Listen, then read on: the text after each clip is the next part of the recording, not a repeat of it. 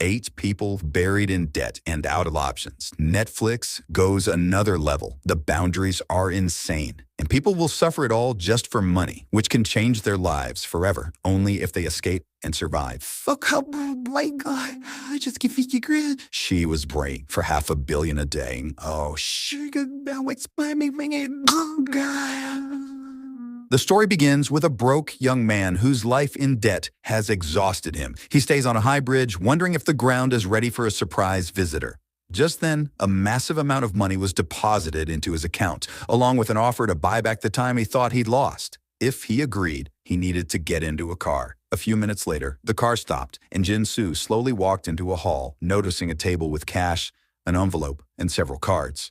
Inside the envelope was a welcome letter to the game of 8. It stated that no knowledge or skills would be required, only time. With each passing day, the final prize would only grow larger. However, if one of the participants died, the entire prize would be reset to 0, which means they can push the limits of pain so hard. I just don't know what to do. Oh God, what if they're organ harvesters or something? This looks to me like Kizzy and Lenny, only without crossing the line of kill.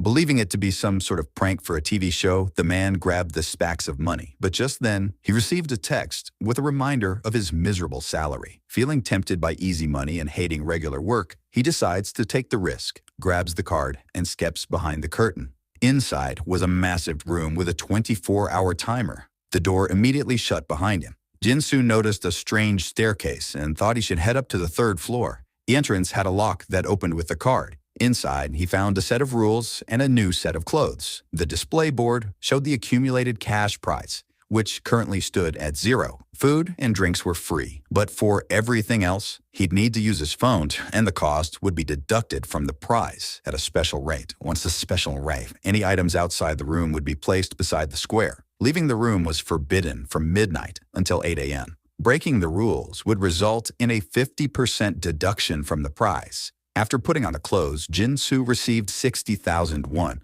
Another minute later, the amount of money increased. He realized that every minute was worth 30,000 won. If he stayed the entire 24 hours, he would earn 43 million won. However, to pay off his debt, he'd have to survive for the next 2 weeks. The urge to use the bathroom was unbearable, but leaving the room wasn't an option. He'd barely held himself together and thought about ordering a blanket with a heater. But the prices were insanely high. No, hold on. That can't be right. Wait, no, cancel. Judging by the cost of newspapers, he realized that everything in this room was priced 100 times higher than in normal life. Being an experienced penny pincher with crafty hands, he ordered used newspapers and boxes, turning them into a handmade bed. The next day, Jin-Soo met the other players. For some reason, the 24-hour timer increased. The 7th player suspected that there were hidden rules they hadn't discovered yet, which caused the timer to rise. Everything around them was a complete fabrication. It's all plastic and nothing here is real. The 1st player, unable to move quickly, suggested they introduce themselves by name, but the 2nd player disagreed, proposing they refer to each other by their numbers. The 7th speculated that purchasing items in the square might be cheaper, most likely due to group buying. The 4th feared that prices here might be even higher. Just then, the 6th stepped out and bought a pack of cigarettes, which caused the timer to drop by 2 minutes. It became clear that items here were paid for with time, not money. 1 minute cost 2,500 won in the square, while in the room, it was 500,000 won. The 7th wanted to agree on a list of items that everyone might meet. The purchase ended up being quite large, all for the sake of an exclusive toilet. By this time, everyone was very hungry. The 8th player mentioned that she had already eaten. A pipe in the room delivered 12 rations and 12 bottles of water. She had opened each one to see what was inside and used the water to bathe. Jin-Soo couldn't understand why the 8th didn't realize this was shared food, which amused the 6th player. The problem was that items couldn't be taken out of the room. Judging by the building's construction, all the rooms were connected by a single pipe. The lower floors were at a disadvantage, as there were only 12 rations, 2 per person. If the upper floors didn't share, the lower ones would go without food. The 7th asked the 8th to pass the rations down to test the theory. Being a kind person, Jin-Soo helped the 1st player climb up. Everyone was stunned by the 8th's room. It was enormous. She even had a bath.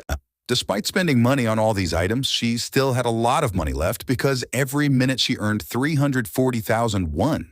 It turned out that the earnings depended on the player's number. In the lowest rooms, they only paid 10,000 won per minute, while the 8th received 500 million won per day. This news shocked everyone.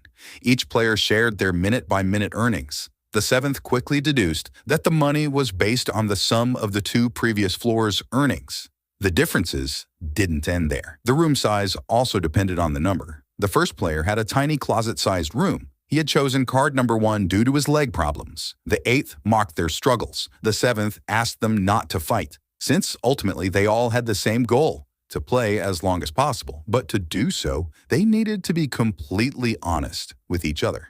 Each person should only take 1 ration, leaving 4 extra for the first player. If anyone felt hungry, they could come down and ask for a ration or eat the leftovers together. After dinner, the timer showed only 15 minutes remaining. The 8th said mockingly, "It's not about the time. They didn't buy those things for time." She had already guessed that time increased when they moved up and down the stairs. Even the first player with his bad leg ran up the steps, but the timer still reset and started again. That's how they discovered the hidden rule. Walking up and down the stairs added time. The 7th believed the organizers were trying to incite conflict among them, knowing that a collapse from within would be devastating. Jin-soo, exhausted from using a bucket, finally ordered a real portable toilet. That night, everyone lived according to their position in the financial hierarchy. And while some thought they were working for the greater good, the 8th was wasting money on useless junk. At dawn, everyone began physical training, preparing for endless climbs and descents on the stairs. Time continued to increase, but everyone became hungrier and hungrier. By nightfall, they collapsed into their beds without a word of complaint. The players started to worry that they had too little food. The 6th suggested dividing the tasks into 2 teams. They would have to run up and down the stairs every other day. Those who ran would receive the food leftovers. Everyone quickly agreed. Team A consisted of the 1st, 3rd, 5th, and 7th players. Team B included the 2nd, 4th, 6th, and 8th. The 2nd player didn't want to be in the same group as the 8th, and the 1st player didn't mind switching teams. From that day on, they started working separately. One day, the 1st player found it hard to climb. The 6th squeezed his hand tightly and accused him of slowing down the team's progress in earning time. The 2nd stood up for the man, suggesting they let the 1st rest so he wouldn't slow them down further. The next day, the pain in his legs worsened. The 2nd tried to help again, but this time, Jin-soo took over for the 1st player. The 1st felt terrible that the others had to work because of him. The following day, Jin-soo discovered a pile of trash. It was the 1st player's idea. He was using his room as a storage space for waste as payment for not being able to run. Thus, the group gained a new role, a trash collector. The 7th thanked the 1st player, but soon noticed that time had stopped increasing. Then suddenly, they gained 10 minutes, even though no one was running. The 8th, tired of constantly climbing, announced that she would take a break. The 2nd player didn't like that the 8th earned more than everyone else, but worked the least. The 8th retorted that the lower floors should work the hardest since, theoretically, when they bought items with time, the upper floor paid the most because time is money. A whole day passed, and only when everyone stopped did time begin to increase again. The players assumed it was a glitch and went to sleep. The next morning, just as time was running out, the 4th player suddenly collapsed. She had a seizure. The 6th wasn't willing to waste time on her, and a fight broke out. Working together, Jin-soo ordered medicine, while the 8th laughed, realizing that their time had now increased to 40 hours. It became clear that the stair climbing wasn't what increased time. Rather, it was the drama unfolding among them. The audience must have grown tired of their stair running and wanted something new. The next day, Jin-soo decided to entertain the viewers with ASMR, but it didn't have much effect. During a quiet conversation, the 7th player admitted that he liked Jin-soo because he didn't just think about himself. Jin-soo, in turn, called him kind for not throwing his trash on others. The 7th wondered what the creators would want next, even if they found a way to entertain them. The organizers seemed to be pushing the players toward a destructive outcome, despite the promise of a reward. During the next meeting, they agreed to start sharing ideas and to correct any player who suggested something cruel or harmful. No one should know about their conversation. The fourth player comes up with an idea to create a kind of romance drama and see which couple lasts the longest, or maybe a talent show. The seventh likes the idea of a talent show and volunteers to go first, performing a flute solo using only his nose. This not only impresses the other players, but also the organizers, who add 20 hours to the total. The seventh laughs, realizing that there's no clear end to the game. Players shouldn't wait around for a huge payout, otherwise they'll be stuck here forever. The sixth doesn't understand how they can set a time limit since the prize amounts differ for each player. The first player needs only 1,000,000,001, which will take 75 days. Afterward, each player purchases props for the talent show. The fifth earns 10 hours, the sixth breaks tiles and gains 15 hours, and the second throws stronger punches than the sixth, receiving 17 hours. The fourth earns just 1 hour. Next, it's Jinsu's turn with his stylish fans, which gives him 18 minutes. The first player pretends to be a mime and concludes his act with a magic trick, earning 30 hours. The timer now shows 101 hours, but there's still the eighth player left. She proposes to the seventh that they engage in some adult activities, since that's her talent. The seventh declines, so she chooses the sixth instead. Together, they earn 69 hours. Jinsu feels a bit disappointed that it wasn't him. And that night, he dreams about the eighth player, hearing her whisper, "Sleep with me tomorrow." The first player no longer wants to accept trash, as running around is no longer necessary. The fourth suggests selecting a new place for the garbage. They can draw lots or vote during their free time. The seventh reassures Jinsu not to worry, as they'll most likely choose the first player. It's the broken window theory. If an area is already dirty, people won't hesitate to continue littering without guilt. Voting is just a way to get the first player to accept reality. The fourth wants to vote for the eighth player because she has the largest room and earns the most money. By now, she's convinced the first player to vote for the eighth as well, giving them 4 votes. Before they finalize their plan, the sixth interrupts and pulls the seventh aside to talk. He wants to vote for the third player, but Jinsu is sure that the seventh won't betray him. After the anonymous vote, the new trash collector is declared the eighth player. The fourth cheers for the third player, wondering if the winner deserves applause. The vote added 24 hours to the prize. Jinsu tries to figure out who voted for him. Unaware that it was the seventh, he asks him to forget about the vote. Jinsu avoided being the trash collector only because the first player asked the second to vote for the eighth, arguing that she has the biggest room. However, the eighth has no intention of letting them into her space even after the vote. No one expects that the eighth will cut off their access to food and water. Everyone thought she'd give in eventually, but soon they realize they've been tricked. She locks herself in a room and doesn't come out because she has everything she needs to survive. Her time balance is still huge, and the organizers keep adding more time as a reward for her defiance. The sixth blames the fourth for the situation. She showed no respect to the higher ranks and convinced everyone to vote against the eighth. The fourth swears that if she were in the eighth's place, she'd be kind to those below her. Suddenly, the eighth approaches and hands out 4 packets of food, but it's just a hallucination the fifth player is having. The second is determined to spend all her time and end the game. The first begs her not to. Jinsu decides to save everyone, offering to collect the trash so no one starves. The fourth hugs him and says she's also willing to take on the role of trash collector, suggesting they split the task. The seventh stops them, wanting to speak with the eighth one-on-one. He successfully deceives her into forgiving the group, but for a small price: new clothes. If she had realized she could use food as a weapon, every one of them would have become her slave. They're lucky that outfits mean more to her than food. That night, Jinsu happily enjoys his meal, convinced that nothing in the world is more important than good food. At dawn, he starts gathering the trash again. The second and the first keep their waste in their own rooms. Jinsu doesn't understand why there's so much trash, as if the fourth hasn't been collecting her share, which is the absolute truth. Later, they decide to play the king's game. The fifth is willing to do any challenge. She becomes the king and orders the sixth and seventh players to hold hands until the end of the round.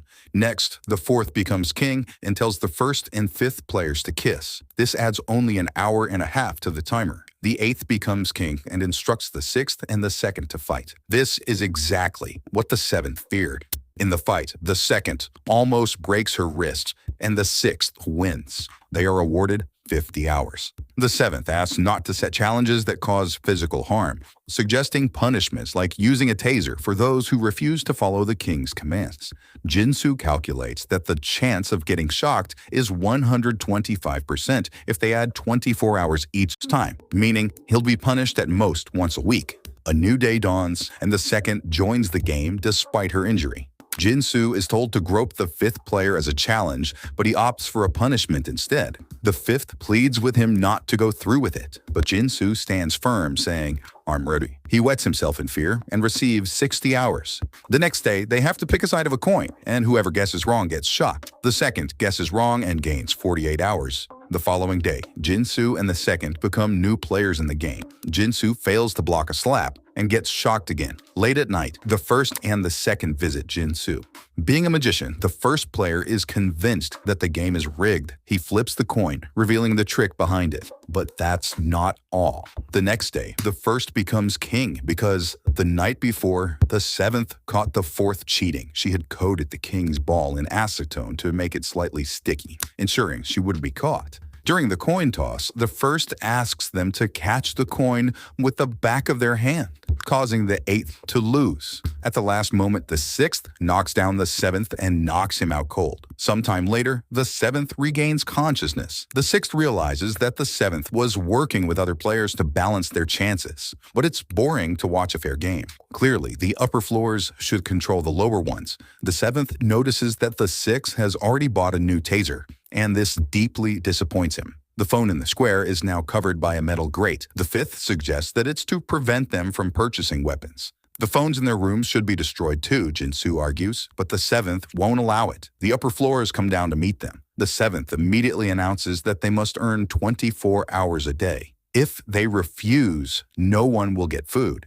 As a reward for participating, they will receive a coin that can be exchanged for 1 water and 1 food item. 1 coin will be equal to 3 hours. The second player wants to approach them, but the sixth points the taser at her. Jin-soo tries to convince the seventh not to listen to them. The sixth kicks the first player and shocks the second.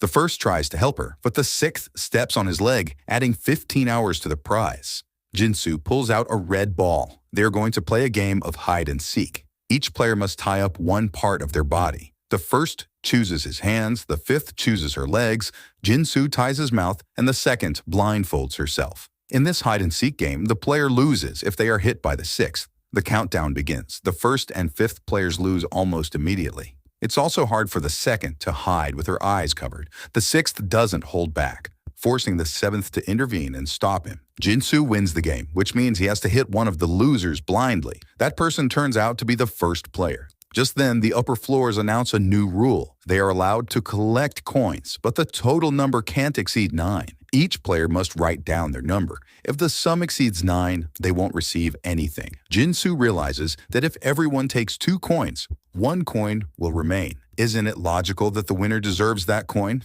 But other players might think differently. He decides to lower his number. The total ends up being 7. All players chose 2 except Jin-soo. He feels foolish for choosing 1. With 1 coin, he can buy just 1 bottle of water. The next day, they must guess a word using 20 questions. Each person asks key questions in turn, but at least 2 people need to be on the same page. The fifth player wants to guess, but Jin-soo suggests thinking a bit more. He wants the second player to get a bat and fight back. The first player knows the word and catches on to Jin-soo's plan. The second player wins, and in her mind, she starts beating the upper floors, but this is only a fantasy. In reality, she knocks out Jin-soo instead. Days go by in a similar manner until the sum finally exceeds 9. Jin-soo begins to think that someone will have to die for this game to end. The first player slips them notes suggesting a revolution. Tomorrow, they should go down the elevator to the bottom floor and launch a surprise attack. But they still need to survive until that day. Climbing the stairs, the seventh tells Jin-soo,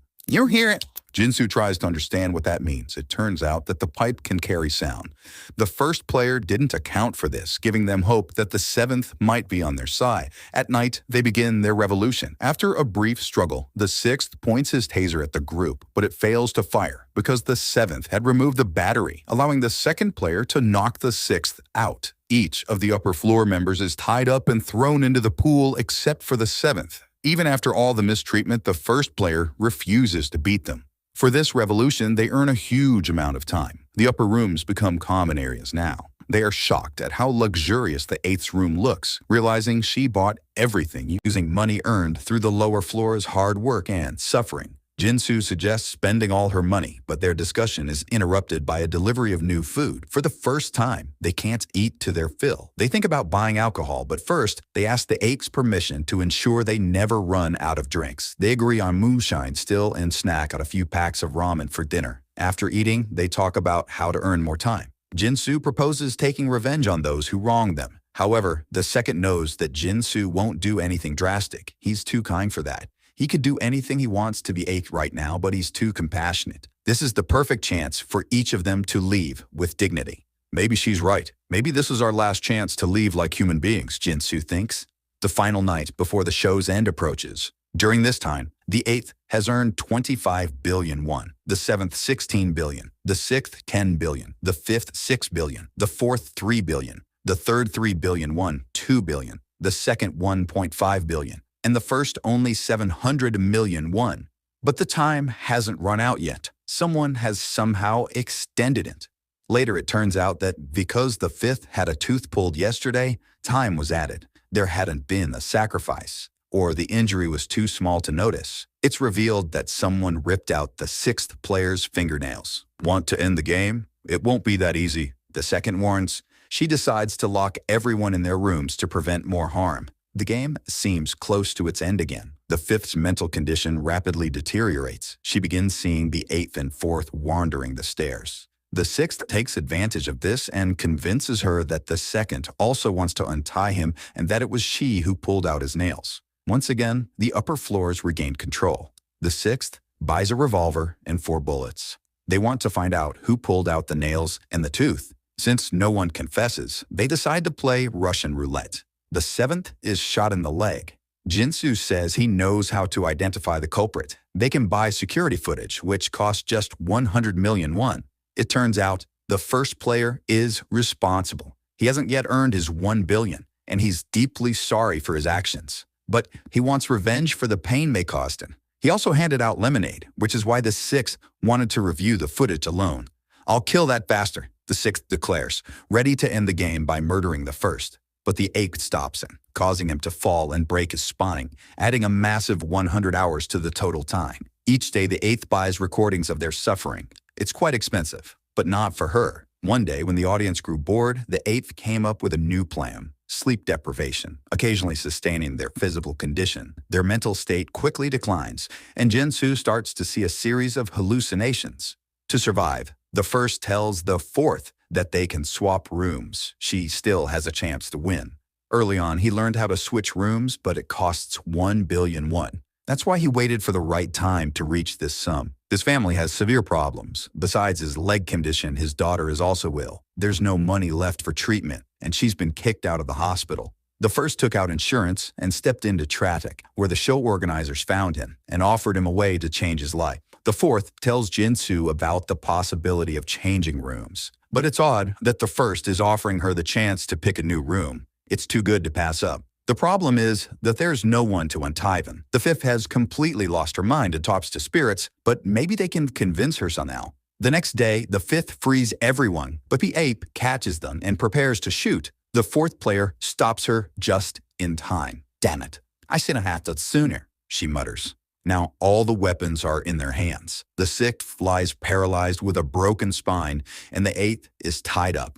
Although the fifth helped them, she didn't do it out of kindness. In the past, the sixth had been a famous baseball player who was expelled for gambling. His boss didn't like his performance, and the sixth ended up feeding it. That man was the fifth's husband, and now she's ready for revenge. The first orders a room switch, but he only receives an envelope with the real prices. The cost for the eighth's room is a staggering 340 billion won, meaning their fates were sealed from the start. Now, the first has no money left. The second suggests pooling their funds with the first and leaving Magay, but he refuses to quit. Gathering everyone in chairs, he prepares for his final performance. The first climbs onto a tightrope and balances himself miraculously. His strength lames, and he falls into the flames below. They all try to save him, but this has the opposite effect, adding 1,000 hours to the clock. Jinsu grabs the gun and destroys all the cameras. The doors finally open, but the first player is already dead. "Congratulations, your prize money will be transferred to your bank," the voice announces. Months pass. Jinsu spends all his winnings on banners, inviting everyone to the first player's funeral. There, he reveals that he found the first family. They think he's working abroad because a man visited them and handed over enough money to last them a lifetime. From the description, the man appeared to be around 30 and wore glasses. Everyone immediately realizes it was the seventh. They are interrupted by a delivery man bringing a wreath with heartfelt condolences from the sixth. Once, the eighth destroyed an entire gallery that rejected her artwork. For that stunt, she had to give up all her money and ended up in prison. And with that, the show comes to an end.